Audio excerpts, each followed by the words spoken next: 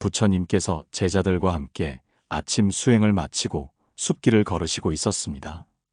이른 아침 햇살이 나뭇잎 사이로 스며들며 숲을 부드럽게 감싸고 있었습니다. 그때 한 젊은 제자가 조심스럽게 입을 열었습니다. 부처님, 사람들은 누구나 고통을 피하고 싶어 합니다. 괴로움 없이 살 수 있다면 그게 가장 행복한 삶 아닙니까? 저도 고통이 없는 삶을 꿈꾸며 수행을 해왔습니다. 그런데 왜 저는 여전히 고통에서 벗어나지 못하는 것입니까? 부처님께서는 걸음을 멈추시고 조용히 그 제자의 눈을 바라보셨습니다. 그리고 발밑에 떨어진 작은 가시 열매 하나를 집어드셨습니다. 이 가시 열매를 보아라. 손으로 잡으면 따갑다. 그러나 조심스럽게 잡아보면 그 속에 단단한 씨앗이 있다. 고통도 이와 같다. 피하려 하면 계속 아프고 조심히 바라보면 그 안에 배우고 성장할 씨앗이 담겨 있다. 다른 제자가 물었습니다. 부처님, 하지만 고통이란 원래 해로운 것이 아닙니까? 왜 고통을 이용하거나 사용하라고 하십니까? 부처님께서는 고개를 끄덕이며 답하셨습니다. 사람들은 흔히 고통을 덜어내고 없애야 한다고 생각한다. 그러나 고통은 삶의 일부이다. 어둠이 있어야 별빛이 보이고 추위가 있어야 따뜻함을 안다. 고통은 덜어내는 것이 아니라 현명하게 사용하는 것이다.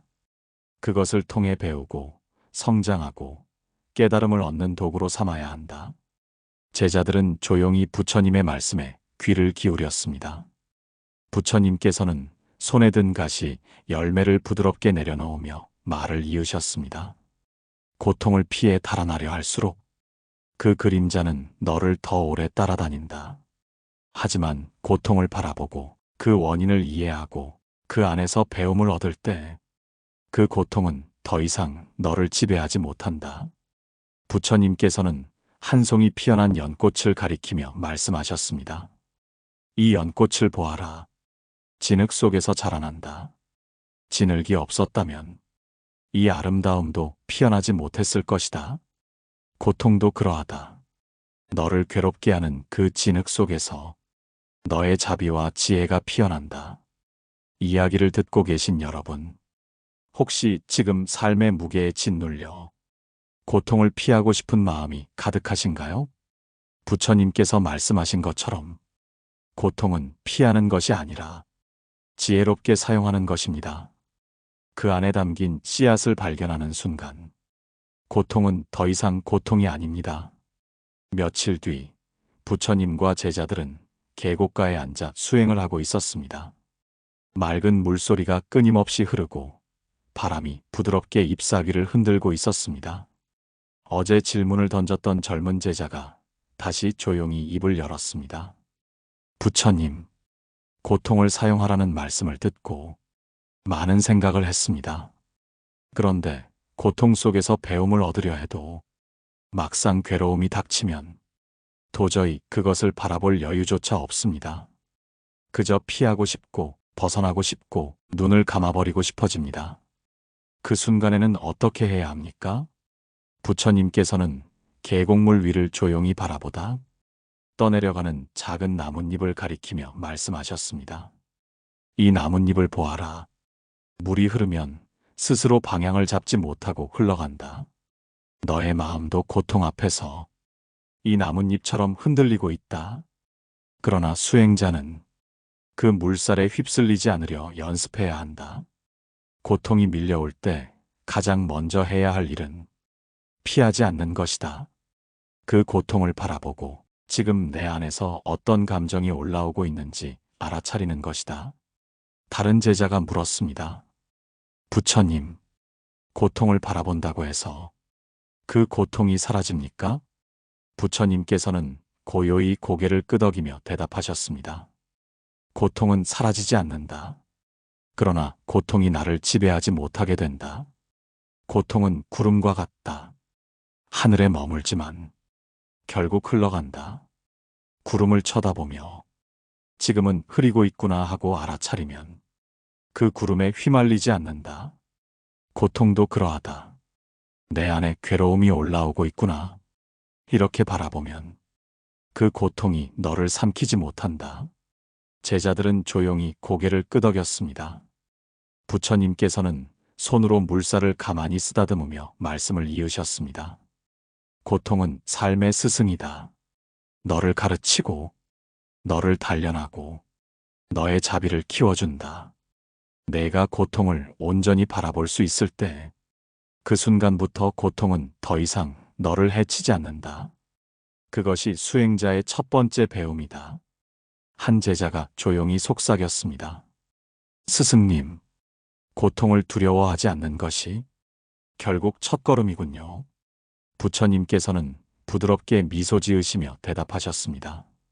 그렇다. 고통을 두려워하지 않는 마음. 바로 그 용기가 깨달음으로 가는 첫문을 연다. 고통을 등지고 달아나면 그림자는 더 길어진다. 그러나 고통을 마주하고 서면 그림자는 짧아진다. 이야기를 듣고 계신 여러분, 혹시 지금 겪고 계신 고통을 그저 피하고 외면하려 하고 계신가요? 부처님께서 말씀하신 것처럼 그 고통을 조용히 바라보고 내 안에 올라오는 감정을 알아차리는 것, 그것이 고통을 사용하는 첫 연습입니다. 며칠 후 부처님과 제자들은 작은 마을 근처에 이르렀습니다. 마을 어귀에는 봄비에 젖은 논밭이 넓게 펼쳐져 있었습니다. 젊은 농부들이 구부려 모내기를 하고 있는 모습이 보였습니다. 그 모습을 바라보던 한 제자가 부처님께 물었습니다.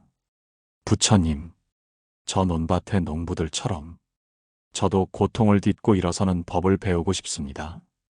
그러나 고통을 사용하라는 말이 여전히 저에겐 추상적으로 들립니다. 구체적으로 고통을 어떻게 써야 하는 것입니까? 부처님께서는 잠시 미소를 머금으시고 논에 심긴 어린 모를 가리키며 말씀하셨습니다. 이 어린 모를 보아라. 장마비가 오면 비바람에 쓰러질 듯 흔들리지만 그 빗물 덕분에 뿌리는 더욱 깊이 뻗어나간다. 고통도 이와 같다.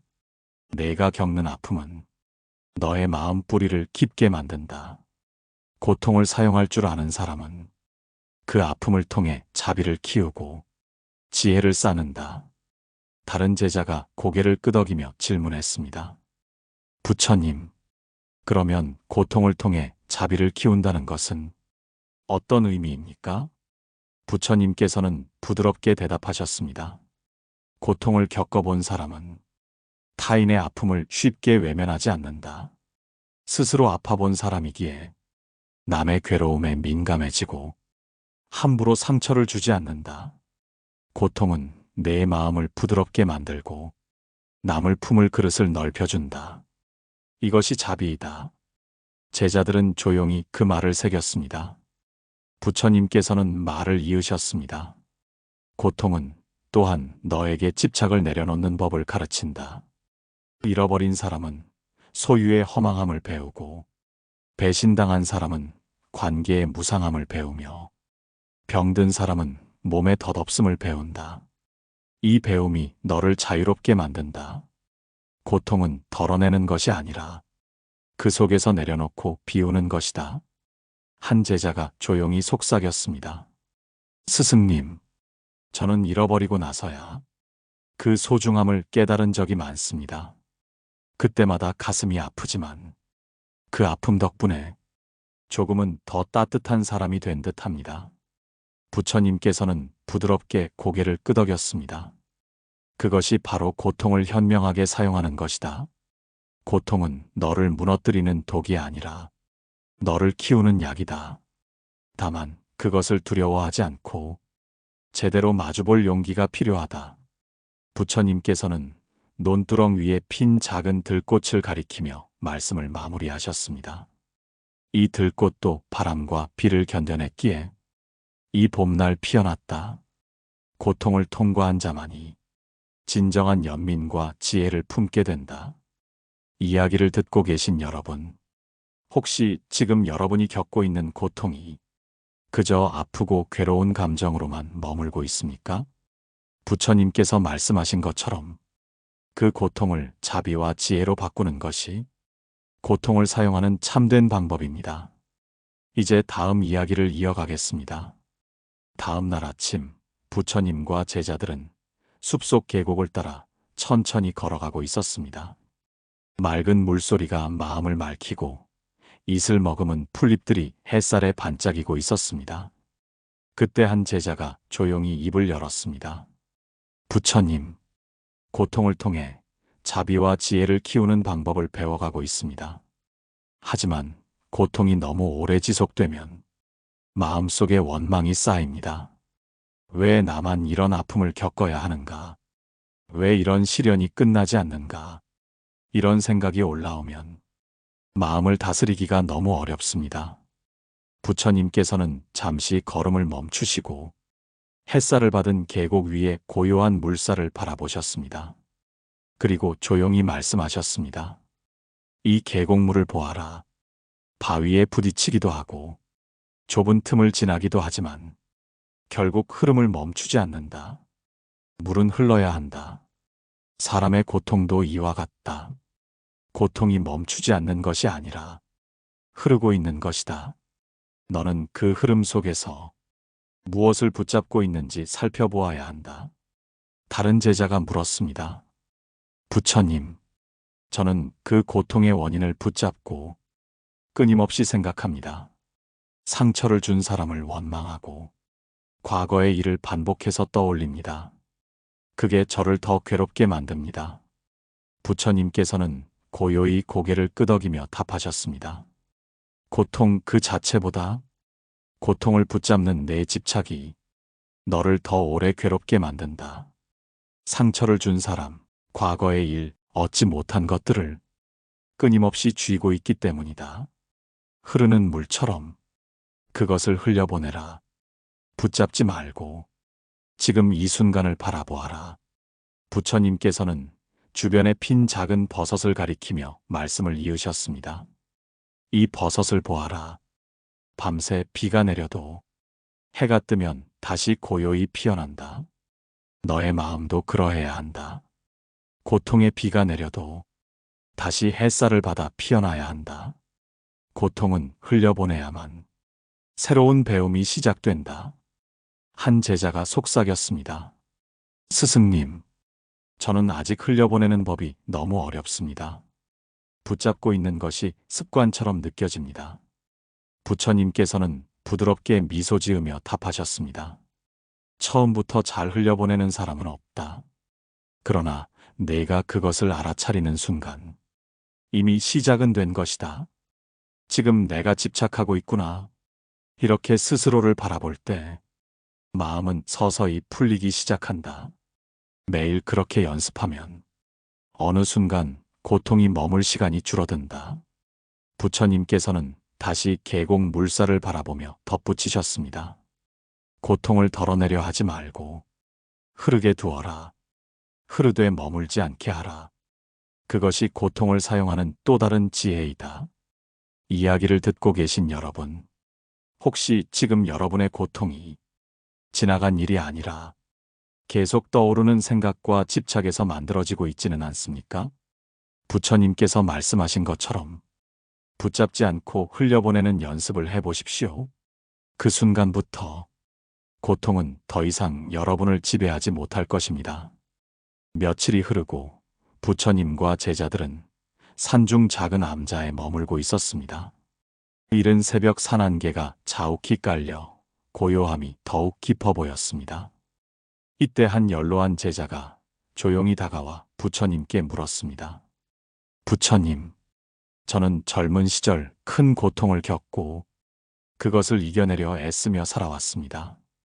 그런데 시간이 흐를수록 그 고통이 제 삶을 단단하게 만들었다는 것을 알게 됩니다. 하지만 또 다른 한편으로 그 고통의 상처가 여전히 저를 힘들게 할 때가 있습니다. 지나간 고통이 왜 여전히 마음속에 흔적을 남기는 것입니까? 부처님께서는 잠시 눈을 감고 암자 뒤에 소나무 숲에서 부는 바람 소리를 들으셨습니다. 그리고 조용히 말씀하셨습니다. 이 소나무를 보아라. 겨울 폭풍을 견딘 소나무는 더 강한 뿌리를 내린다. 그러나 꺾인 가지는 그 상처를 간직한 채 자란다. 사람의 마음도 이와 같다. 고통은 너를 단단하게 만들지만 그 흔적이 완전히 사라지진 않는다. 그러나 그 흔적은 너의 연민을 키우고 남을 이해하는 바탕이 된다. 다른 제자가 고개를 끄덕이며 질문했습니다. 부처님, 그러면 그 흔적을 없애려 하지 말고 그대로 품어야 합니까? 부처님께서는 부드럽게 미소 지으며 대답하셨습니다. 그렇다. 상처를 없애려 할수록 그 상처는 오히려 더 도드라진다. 그러나 그 상처를 부끄러워하지 않고 그냥 그 자리에 두면 그것은 너의 지혜가 된다. 너의 연약함이 다른 이들의 아픔을 이해하게 만들고 너의 부족함이 다른 이들을 용서하게 만든다. 부처님께서는 손으로 바닥에 떨어진 낙엽을 쓸어 모으며 말씀을 이으셨습니다. 이 낙엽들도 한때 푸르게 빛났지만 이제는 바닥에 누워 있다. 그러나 이 낙엽은 땅 속에서 또 다른 생명을 키운다. 내 고통의 기억도 그러하다. 그 아픔을 덮으려 하지 말고 그 아픔이 누군가에게 도움이 되게 하라. 그것이 고통을 가장 잘 사용하는 길이다. 한 제자가 조용히 속삭였습니다. 스승님, 저는 제 상처를 숨기려 했습니다. 누구에게도 보이고 싶지 않았습니다. 하지만 이제 조금 알겠습니다. 그 상처가 저를 더 따뜻하게 만들었다는 것을요. 부처님께서는 고요히 고개를 끄덕이며 말씀하셨습니다. 그것을 깨달았으니 이미 너는 고통을 사용하는 법을 배우고 있는 것이다. 상처는 약함이 아니다. 그것은 부드러움이고 그 부드러움이 진정한 강함이다. 이야기를 듣고 계신 여러분, 혹시 지금 여러분 마음에도 지워지지 않는 고통의 흔적이 남아 있습니까? 부처님께서 말씀하신 것처럼 그 상처를 숨기려 하지 마십시오. 그 흔적 속에 여러분의 연민과 지혜가 자라고 있습니다. 이제 마지막 이야기를 이어가겠습니다. 노을이 붉게 물들며 산 전체를 감싸고 있었습니다. 부처님과 제자들은 언덕 위에 앉아 고요히 하루를 마무리하고 있었습니다. 그때 가장 어린 제자가 조용히 입을 열었습니다. 부처님, 오늘 스승님의 가르침을 들으며 저는 한 가지를 깨달았습니다. 고통은 피해야 할 적이 아니라 내 삶의 스승이군요. 하지만 저는 여전히 한 가지가 두렵습니다. 앞으로 또 어떤 고통이 찾아올지 모르기에 마음 한구석이 늘 불안합니다. 부처님께서는 부드러운 미소를 지으며 붉게 물든 하늘을 가리키셨습니다. 저 노을을 보아라. 지금 이 순간은 아름답다. 그러나 이 아름다움도 잠시 후면 사라진다. 삶이란 본래 이렇다. 좋은 것도 나쁜 것도 모두 머물지 않고 흐른다. 앞으로 닥칠 고통을 두려워하지 말아라. 고통이 오면 그때 또 배우면 된다. 다른 제자가 조심스럽게 물었습니다. 부처님, 그렇다면 고통이 오기를 기다리는 자세로 살아야 합니까? 부처님께서는 고요히 고개를 저으셨습니다. 고통을 기다릴 필요는 없다. 그저 준비되어 있으면 된다. 고통은 예고 없이 온다.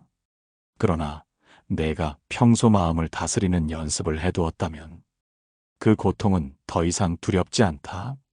흐르는 물처럼 온 것을 받아들이고 흘러보내면 된다. 부처님께서는 바람결에 흔들리는 풀잎을 바라보며 말씀을 이으셨습니다.